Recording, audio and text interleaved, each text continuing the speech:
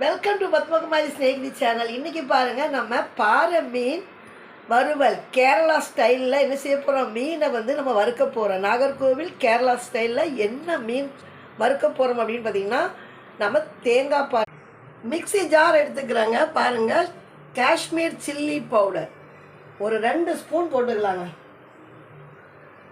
பெரிய ஸ்பூனுக்கு ஒரு 2 ஸ்பூன் போட்டுக்கிறேன். அடுத்தது சின்ன வெங்காயம் பாருங்கள், ஒரு 6-7 சின்ன வெங்காயம் போட்டுக்கிறேன். அடுத்தது கொஞ்சம் கருவேப்பிலை போட்டுக்கிறேன். தேவையான உப்பு, தேவையான மஞ்சள், மிளகு கொஞ்சம் நிறையவே போட்டுக்கிறாங்க.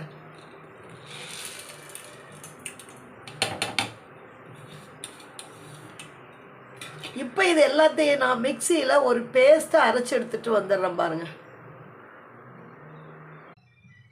கொட்டை எடுத்துட்டு எலுமிச்சம்பழம் ஒரு பழத்தை நல்லா இந்த மாதிரி பிழிஞ்சு விட்டுக்கோங்க.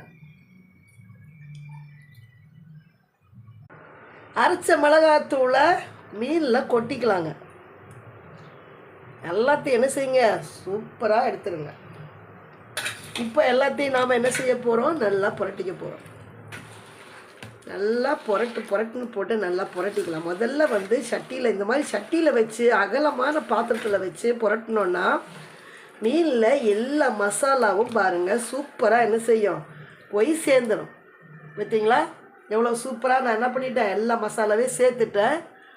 அடுத்தது என்ன பண்ண போகிறோம், இப்போ ஒவ்வொரு பீஸையாக எடுத்து நாம் என்ன செய்யணுன்னா, இங்கே பாருங்கள், இந்த இடத்துலலாம் நல்லா அழுத்தி கொடுத்துட்டு, நெக்ஸ்ட்டு நம்ம கவனிக்க வேண்டிய ஒரு விஷயம், நான் ஒவ்வொரு வீடியோ போடும்போது சொல்கிறேன், இந்த மாதிரி வயிறு பகுதியில் தேய்ச்சிட்டு மிளகாத்தூளை எல்லாம் என்ன செய்யணும், எடுத்துடணும். இல்லைன்னா நமக்கு என்ன செய்யும், நல்லாவே இருக்காது, காரமாக இருக்கும். புரட்டிட்டோமா, இப்போ என்ன செய்ய போகிறோன்னா மீனை வறுக்க போகிறோம். பாருங்கள், நம்மளுடைய பாறை மீன் மசாலா போட்டு வறுக்க ரெடி பண்ணியாச்சு. தேங்காய் பாறை மீன் சூப்பராக இருக்கா. இப்போ ஒன்றையாக எடுத்து இங்கே பாருங்கள், நல்லா தோசைக்கல்லில் இந்த மாதிரி என்ன செய்ய போகிறோம், வச்சுக்க போகிறோம். நல்லா வெந்துட்டுருக்கு பாருங்கள். இப்போ பாருங்கள், நம்மளுடைய கேரளா மீன் வறுவல் நமக்கு நல்லா ரெடி ஆகிட்டுருக்கு. பார்த்திங்களா, நல்லா இந்த மாதிரி நம்ம என்ன செஞ்சுக்கணும், திருப்பி போட்டுக்க போகிறோம். சூப்பரான கேரளா மீன் வறுவல் நமக்கு ரெடி ஆகிடுச்சுங்க.